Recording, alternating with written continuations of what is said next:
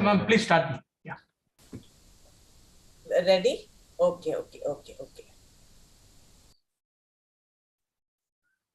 Okay, good evening, everyone. So this is our third session, live session, and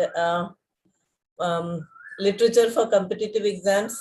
It's already over, right, Karthik? Ma'am? Exam got over, right? No, ma'am, coming next week, ma'am. Exam. Yeah. Oh, I see. Okay, all right. Okay, I must have confused with some other course. Okay, so Shri Priya, thank you so much. Vijay is asking which course I can do with NPTEL regarding English language or literature. My course is there. English language for literature. You have already done English literature for competitive exam. I have English language for competitive exams. Then I am also having another course called what is it called? Technical English for engineers. So that is my other course. Then I am teaching Introduction to Film Studies, which is a 12 weeks course, and another is Film Appreciation. Then another one in literature is American Literature and Culture. So there is also a short course called Business English. Yeah. So there are, so a number of courses I have. So you can pick and choose whatever you want as per your convenience. I think we are open for our next semester's courses also. So you can look it up.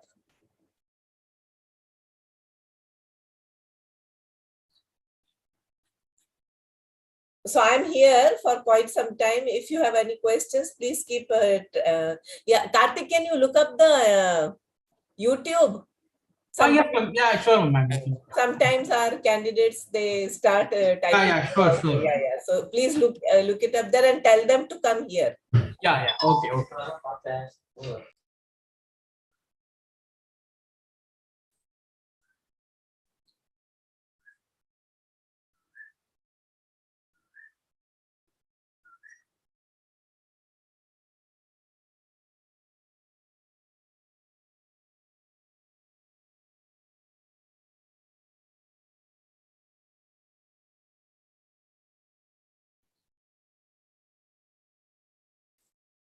Okay, Ganesh is asking how to improve good English speaking.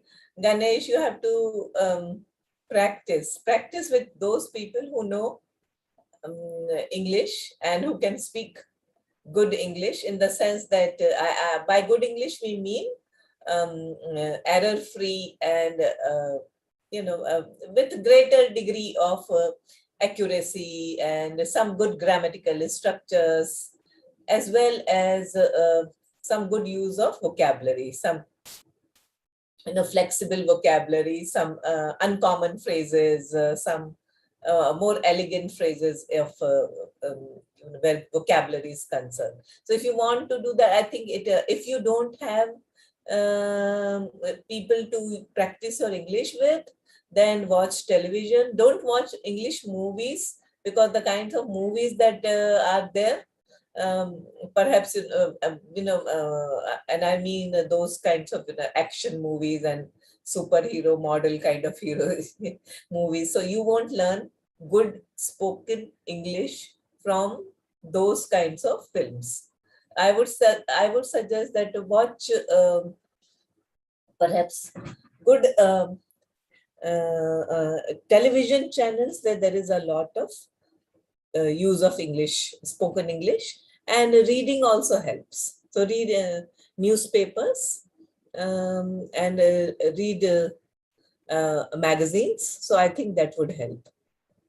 If you don't have enough people to practice your spoken English with, watch good examples of spoken English, particularly news, not films, and also read a lot.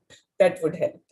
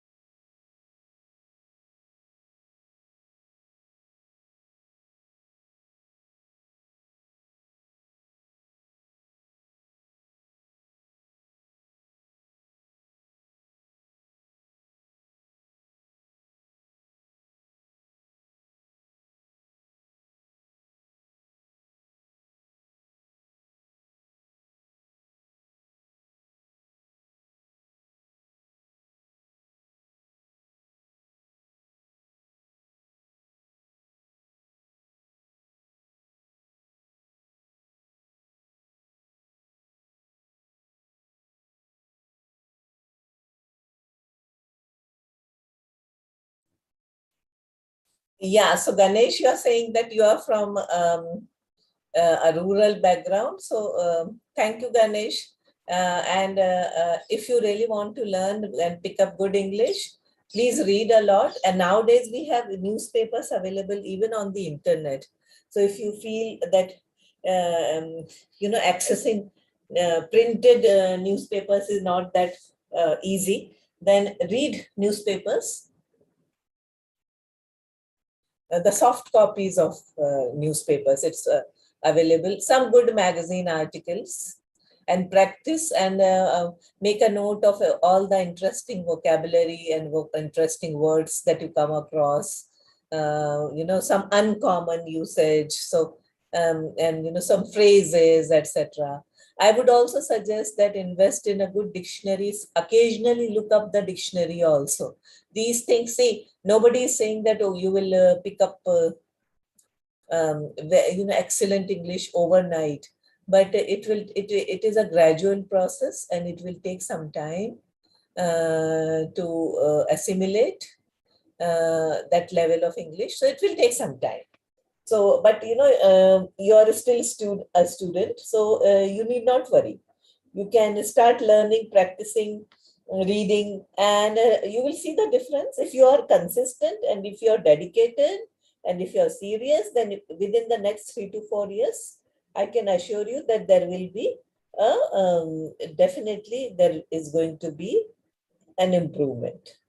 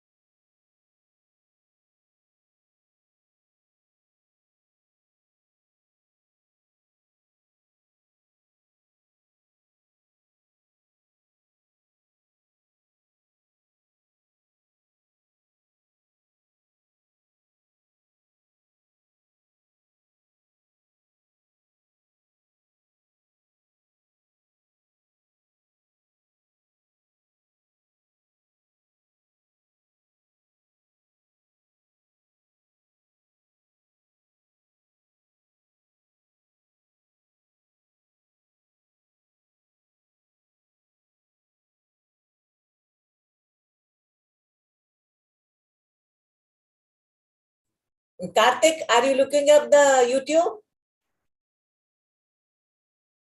Hello, Karthik. Yes, ma'am. Yes, ma'am. Just now I posting the question. Yeah. Okay, okay.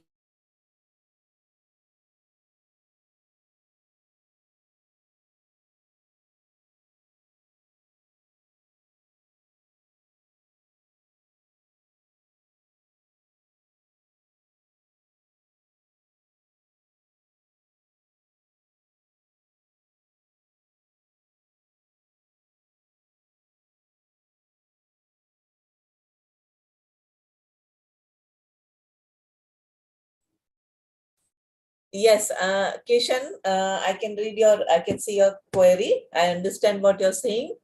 I read 2 or more lines in literature. After that, I forgot, because right now you're only starting. You're at an entry point. So, and you don't have to learn everything by heart, right? So when you read, or you read 2 or more lines in literature, after that I forgot. After that I forget what I studied. Don't worry. And these things happen. That's because you're still young, and you're still learning new things. Okay. So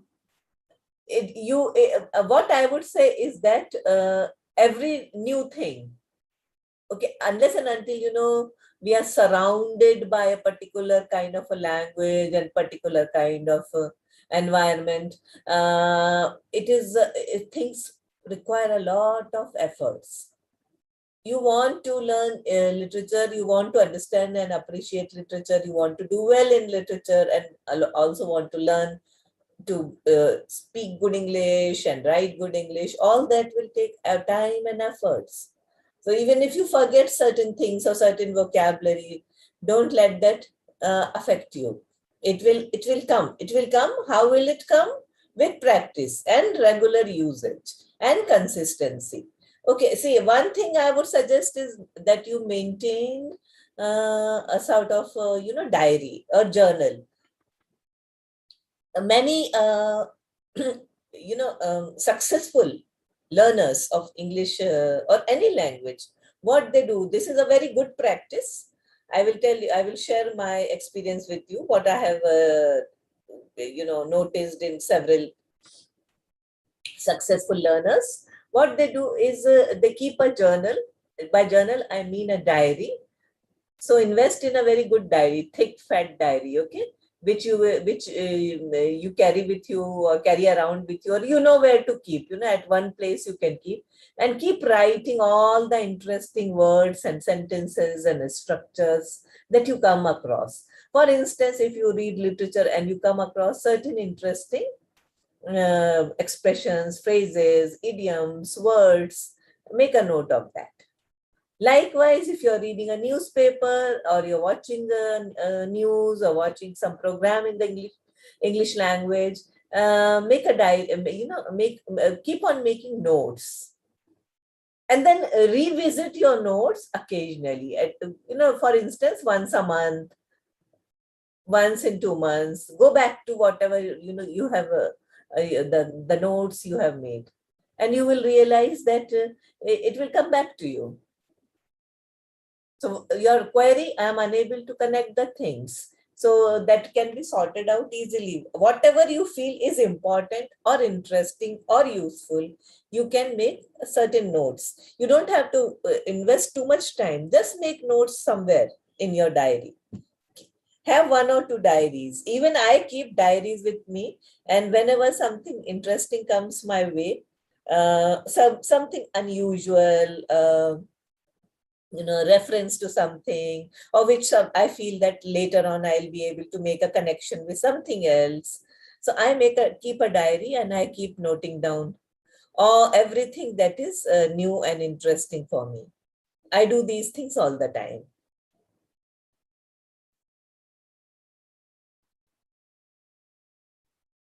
Abhinaya, yeah, thank you so much. Thank you so much. How to study British history. I keep referring to this book, which is called Ligus Kazania, History of English Literature, the best book ever. The best book ever. And then second book that I keep recommending to all of you, Literary Genres, that is by M.H. Abrams.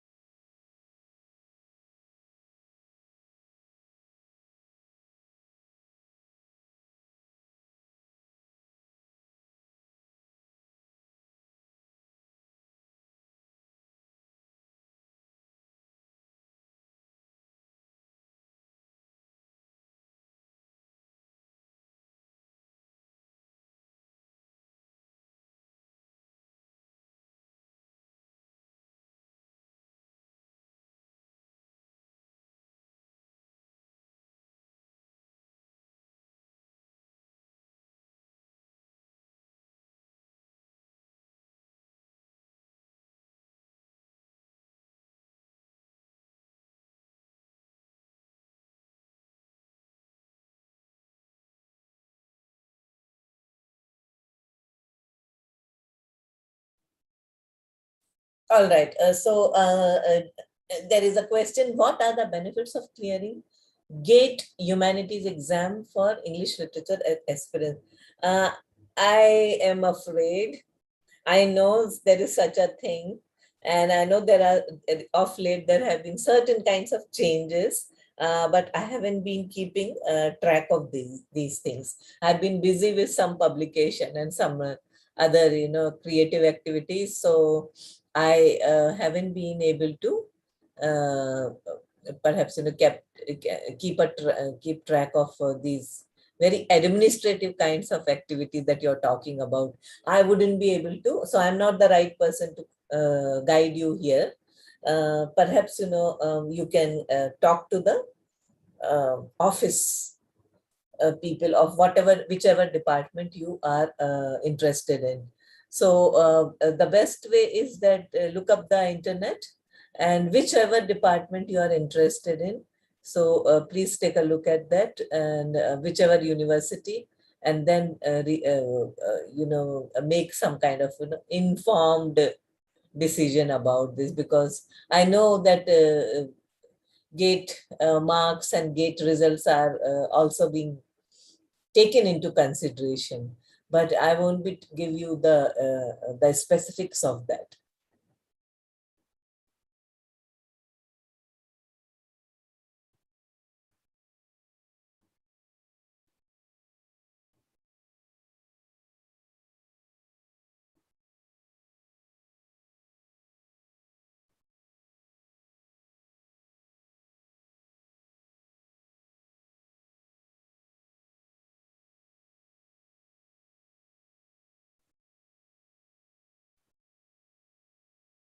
How to solve PYQs?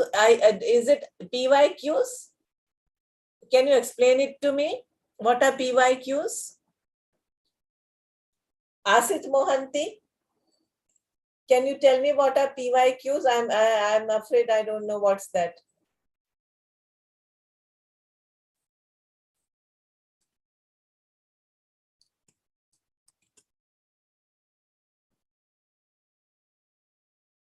Previous year's question papers. Okay, how to solve previous year's question papers? I wouldn't know, because see, the thing is, we make our question papers and we give them to NPTEL, and after that it becomes IIT's and NPTEL's property. So we are not at a liberty to disclose any exam material.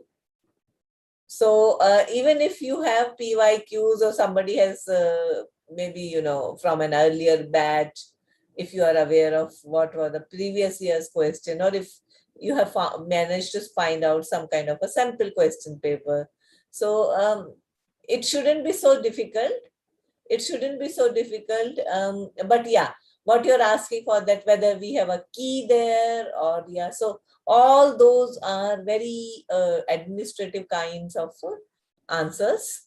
Because I'm not at the liberty to share either the previous year's question papers or the keys with you. So, or with anyone, a future test taker. This is how it works, so with this material, once it goes off my desk, so it no longer belongs to me. So yeah, so I don't think that more than that I can give you any response here.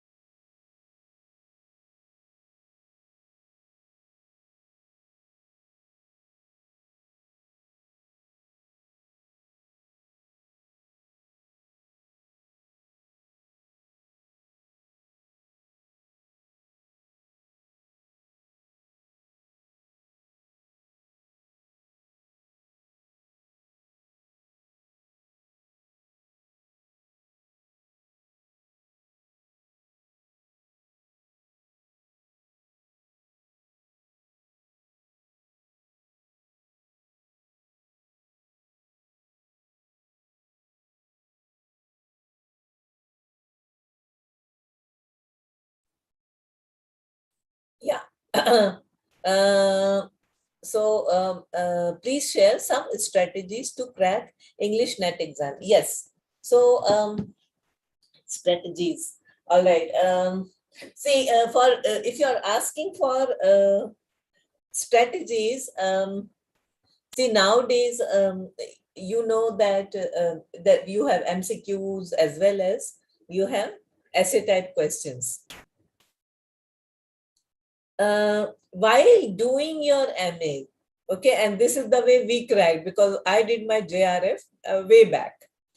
So way back in time. So my strategy was that we all knew that there is a very tough exam, JRF/NET, and without it, that we wouldn't get admission for PhD. So we knew that we had to do it. There is no other way. So the only way we could do crack JRF/NET was from MA level onwards. You keep your notes ready, okay? And my experience is that these exams are British literature centric.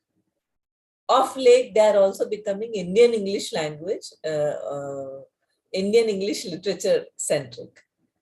So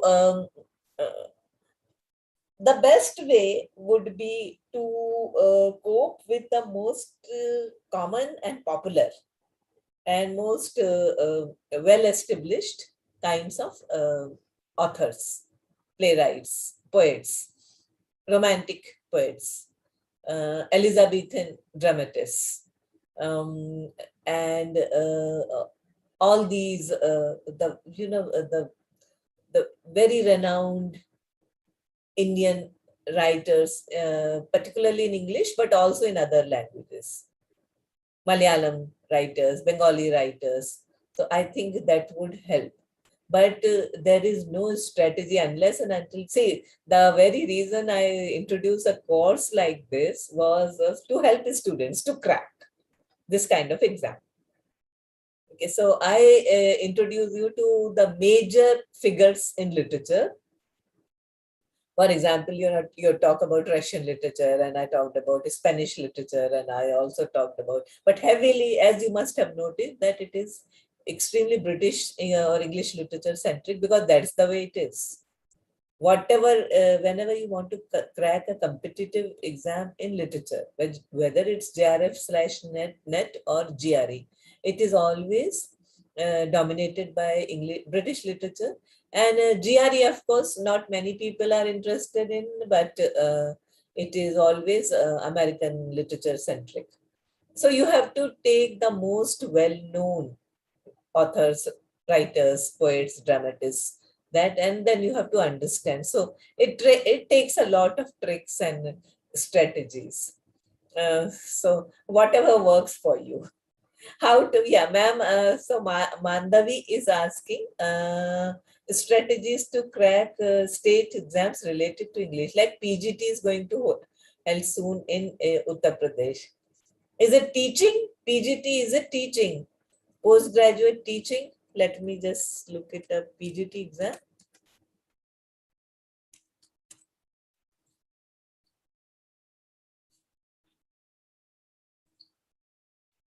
Postgraduate teachers for higher secondary. Yeah, I think, but is it related to English literature, Mandavi? Is it related to English literature? If you already have a background in MA English, then it should not be all that difficult. However, my course will help you. I can guarantee you that my course is so exhaustive.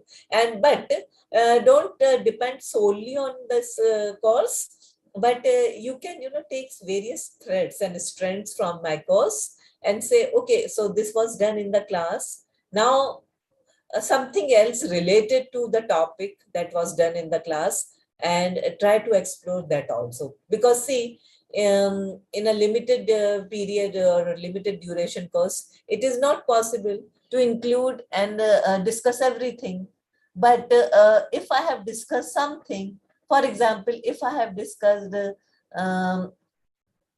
Shakespeare's tragedies. So also look at Shakespeare's comedies.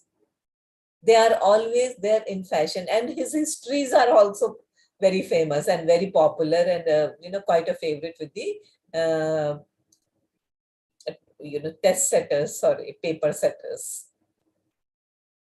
How to be consistent in studies? Be consistent in studies, study daily. Make a timetable. So you want to do your sports, do that. It is very important.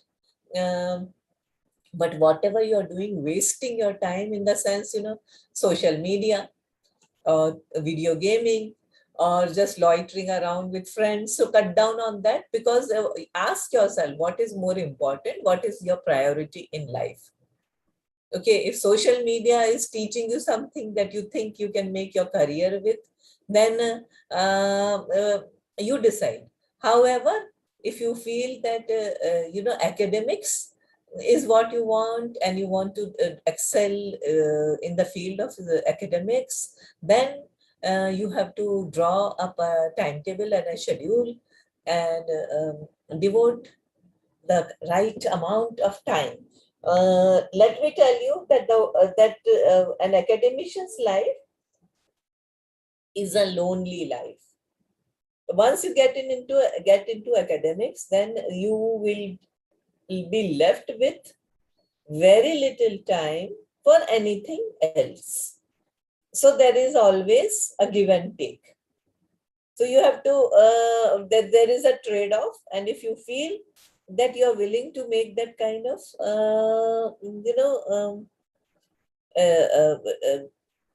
I wouldn't be saying sacrifice, but if you're willing to make that kind of adjustment in your life, so do that, because that's the only way. You can't say that, I'm going to do 2 hours of video gaming and 2 hours of social media, Facebook and Twitter and whatnot. See, if you look me up, I'm not there on any social media.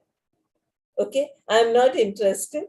And let me also tell you that because I have a discipline chosen domain of academics, that is literature, itself is so vast, so huge. It takes an entire lifetime.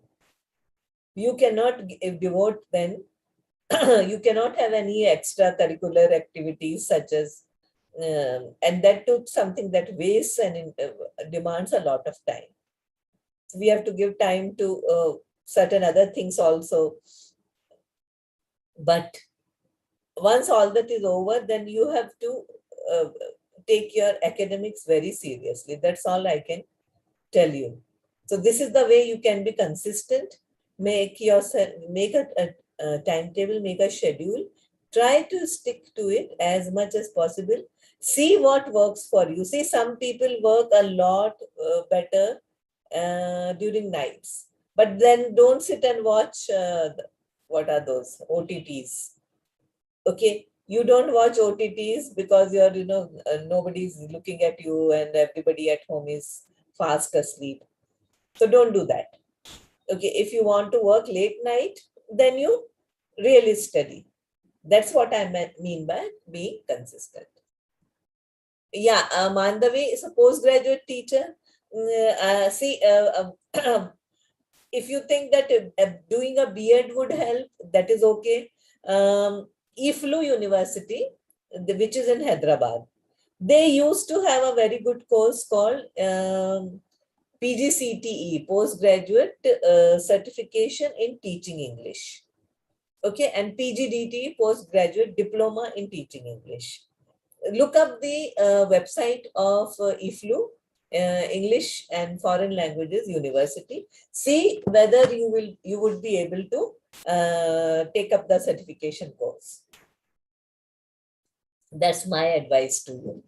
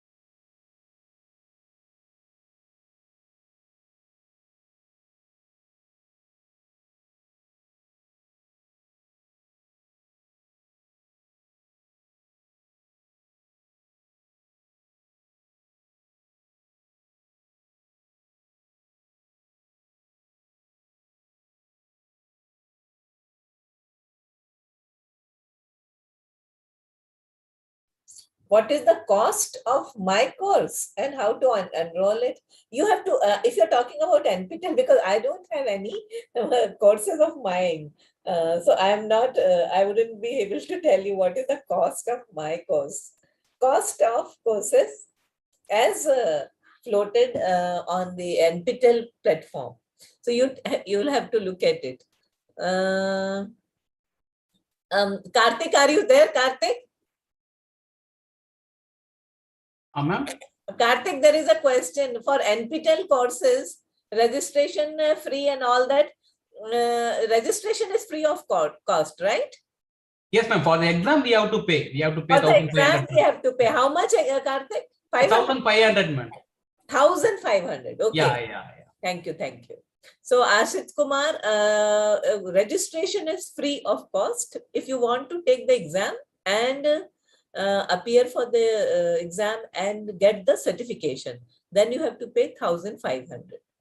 How to enroll in it? How to enroll in it? Okay, you have to go to the NPTEL website. It's very easy. How to memorize easily? See, some people are blessed. It's a, I would say, as I'll go as far as saying that it's a God-given gift. Some people are extremely good with memorization, and I have seen some people memorizing things and they slog and they spend hours. They put on some kind of music and they keep on listening. They keep on reading and reading and reading.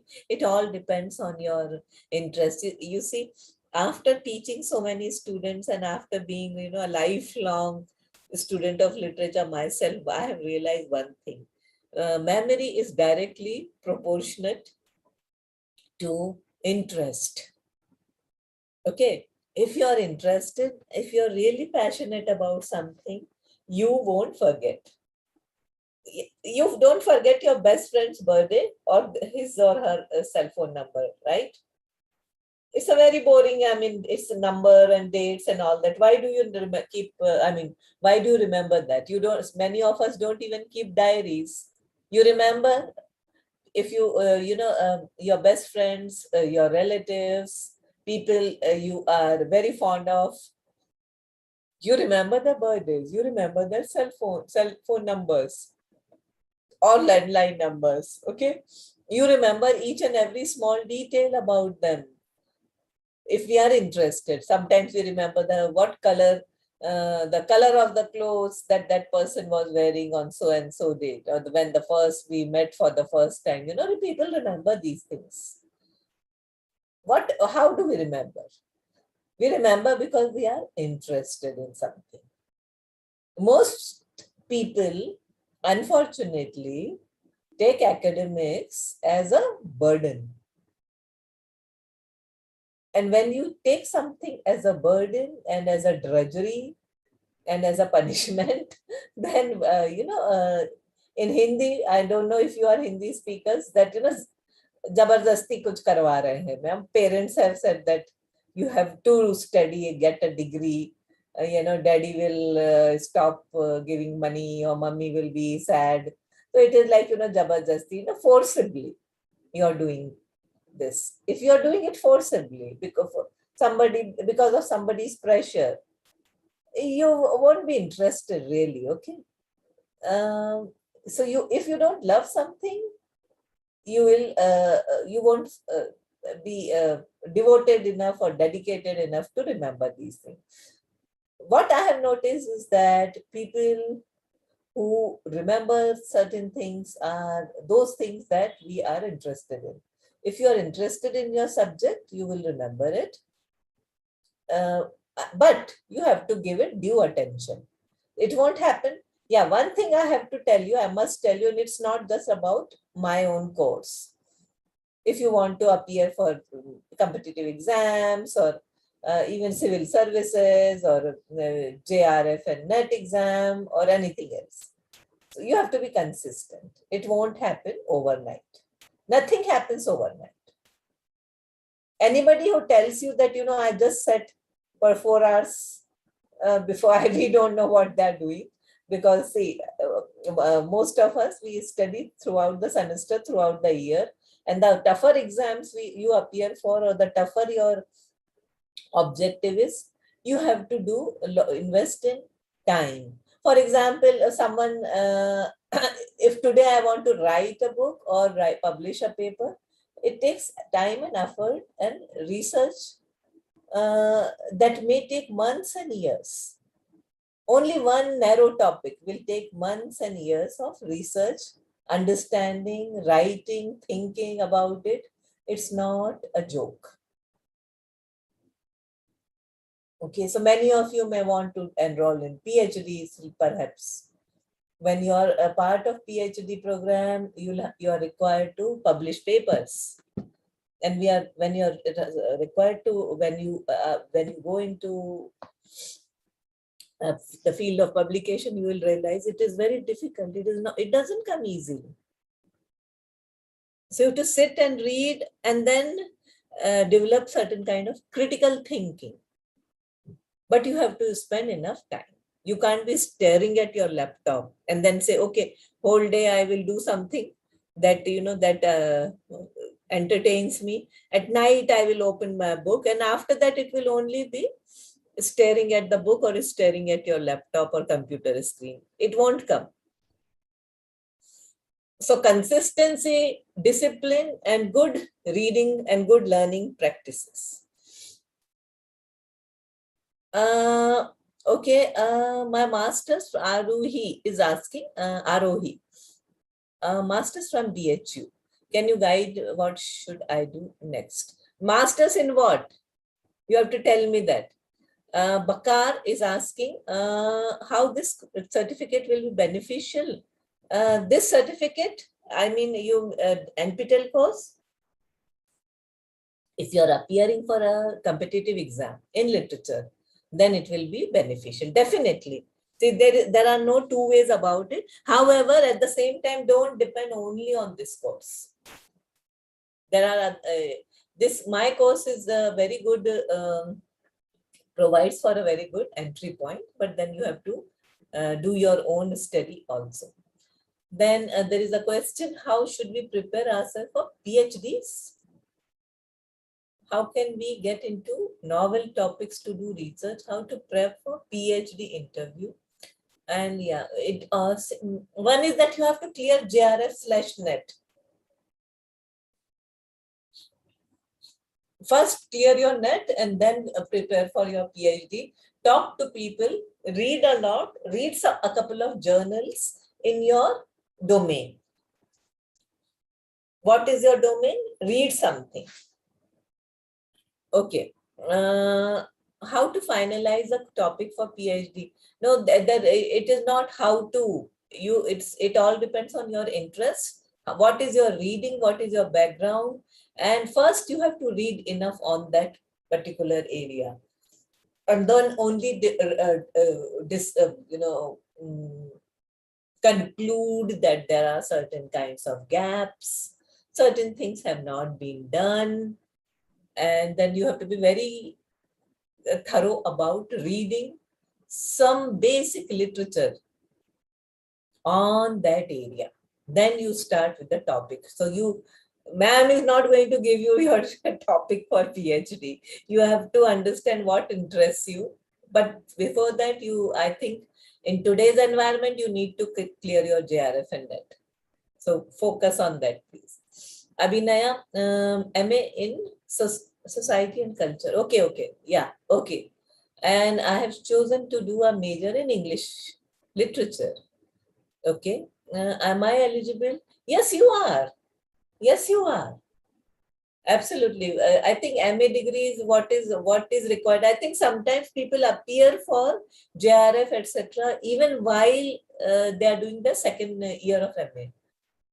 From our own department, we have a very good department of humanities and social sciences at IIT. And while they are still doing their final year, they appear and many of them clear. So I don't think that you need your degree and complete your degree before you appear. Even while you're doing your degree, you can always say that you're in final year and you're interested. And if you are confident enough, then why not?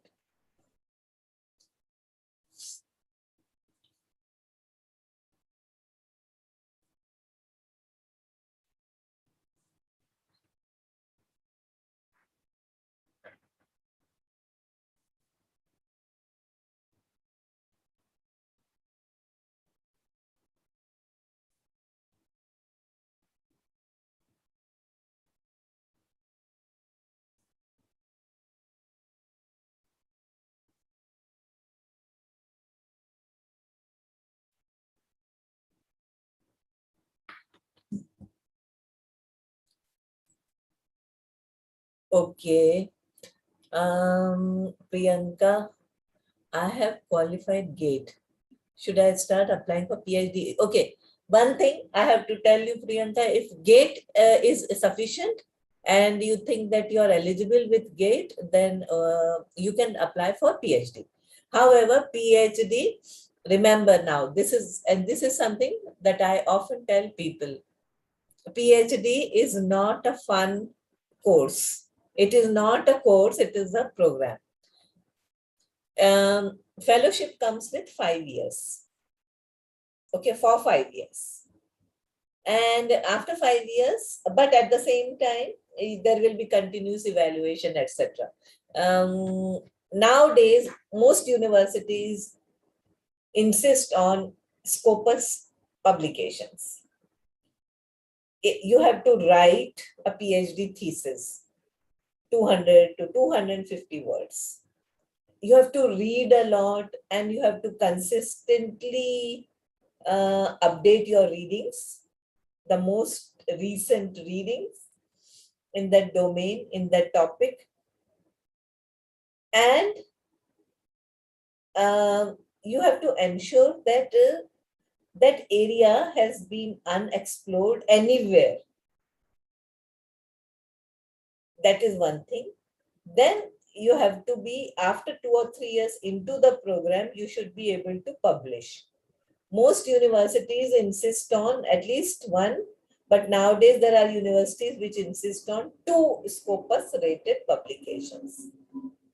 So publishing and reading and then writing. And all this while, you have to see how you're, you have to interact with your guide, and you have to ensure that you are submitting chapters, and many guides insist on multiple revisions. So they will say, okay, I'm not happy with your language, I'm not happy with your ideas, okay, something is repetitive, something is not very original. You have to keep on looking at it. Now, how will you do? It requires time. Please understand, it requires time, it requires patience, it requires tremendous sacrifice of your personal interests and hobbies. So it won't come just like this. So I am just giving you this bit of advice, so that when you go for PhD at any university, India or abroad, make sure that you are mentally prepared to devote that kind of time. Okay, after clearing JRF, how can we enroll for PhD? You can enroll for PhD provided you have a research topic and you clear the entrance exam at your various universities.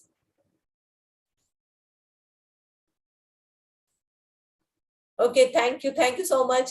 I think I have responded to most of your questions. And thanks a lot for joining, guys. And thanks a lot for enrolling for the course, and make sure that you take the exam also. And if you have liked the course and if you have benefited from the course, then come back for another course. And yeah, so it was great having you. Thanks a lot. So thank you, and bye-bye.